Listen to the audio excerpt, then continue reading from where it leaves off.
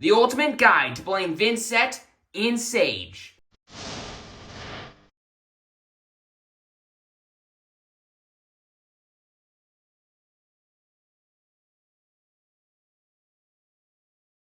Hello and welcome to the video, and today I'm back with a Vynnset Sage deck tech video. And let's quickly talk about what Vynnset's going to do. And simply put, that is make a ton of rune chant tokens, which when you attack with a weapon or an attack action, they pop and deal an arcane damage to the opposing hero. That's nice because arcane damage is nice, but on top of that, play rune gate cards, which basically, depending on how many rune chants you have on board, you can then play that card with rune gate from your banish zone for free. So if you have 3 rune chant tokens, and you have a thing with rune gate in your banish zone and it costs 3 resources, because you have 3 rune chants, you can play it from your banish zone, and then you don't have to spend a single resource.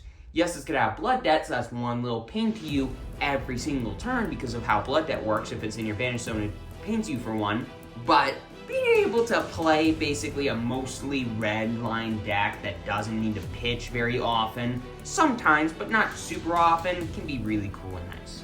But getting into the leader itself, we got Vynnset, which is a 4 and left, 20 life Shadow Runeblade hero. At the start of your turn, banishes a card from your hand, which is how you get your rune gate cards into your banish zone. And if you do, you get to create a rune chant token.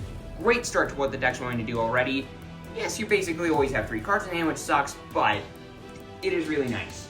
And then whenever you play a Shadow non-attack action card, you can pay a life, and if you do, the next rune chant effect that would deal damage this turn cannot be prevented.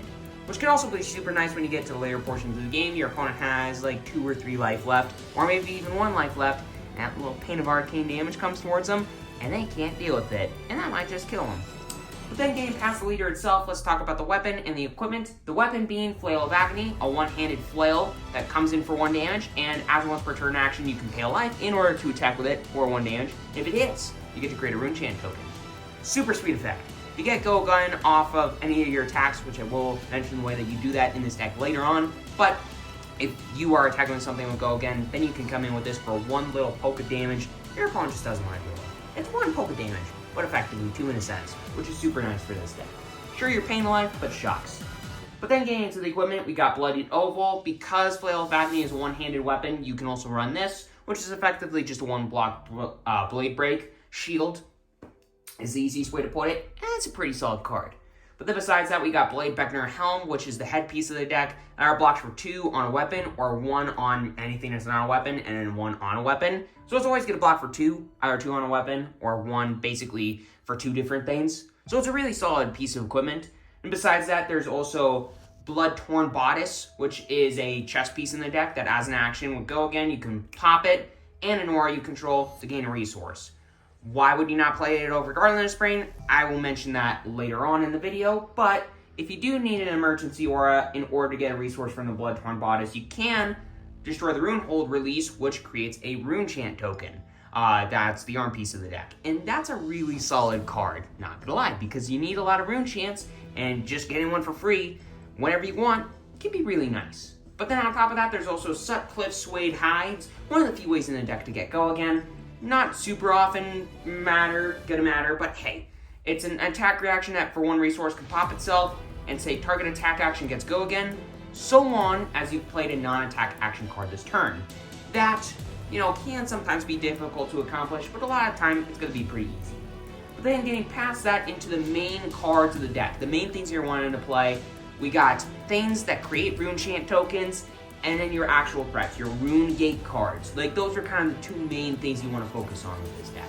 So a lot of the more important ways to be making rune chants in this deck are cards like Arcane Cussing, which, simply put, is a great combo piece with that Blood-Torn Bodice, because when that card leaves the field, Arcane Cussing, it creates 3 rune chant tokens. And then Blood-Torn Bodice says, hey, you also get a resource. If you're using Blood-Torn Bodice, you destroy the Arcane Cussing. So you get 3 rune chants and a resource. That seems a little bit broken to me.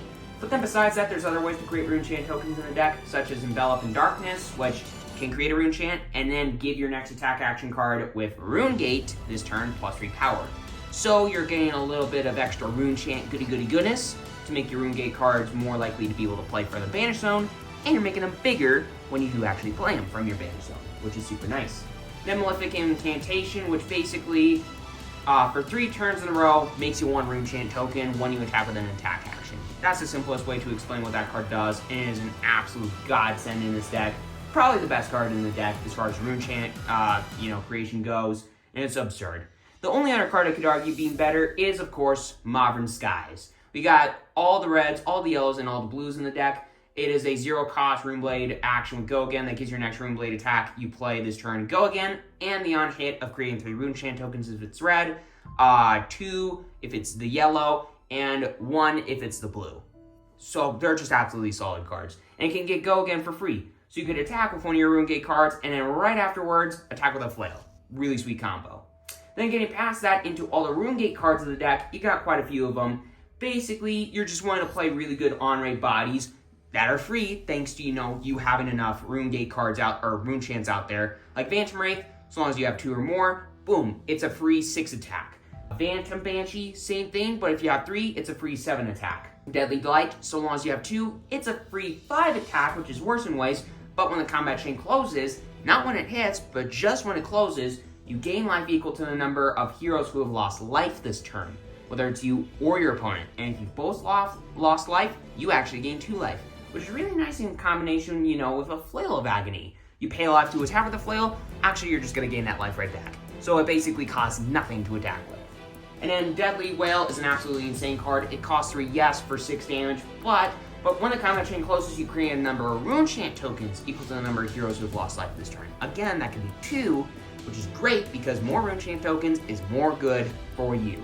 So basically, you just want to play a ton of ways to make Rune Chant tokens, defend a little bit here and there, and then just play massive Runegate bodies and just arcane damage your opponent to death.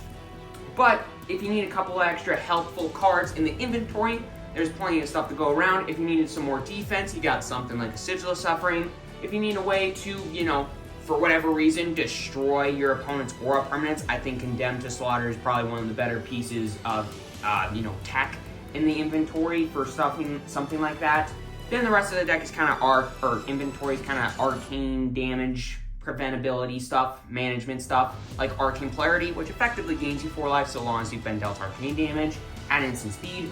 Arcane Lantern, which is just a good way to get an arcane barrier piece out there. Crown of Dictamy, which again is basically just another arcane barrier, just headpiece, which is nice. So you got 2 pieces of arcane barrier, which is awesome. On top of that, you also got Reaping Blade. It's a 2-handed weapon, but when you're playing against something that gains a ton of life, something like a Burdens, let's say, this card's incredible because you don't want them to gain life. 1, because you want to kill them with arcane damage, and 2, it's just a solid weapon. It costs 1 to attack for 3, which is nice.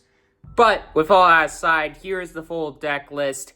If you want to check it out, if you want to build Vynnset, I think it is an absolute blast of a deck to play, and I do hope that you all enjoyed it. And if you want to check out my other Sage deck tech videos, you can check them out right here. And make sure to hit that subscribe button, hit that like button, it's completely free, you won't regret it. And stay tuned for future Sage deck tech videos coming out very soon.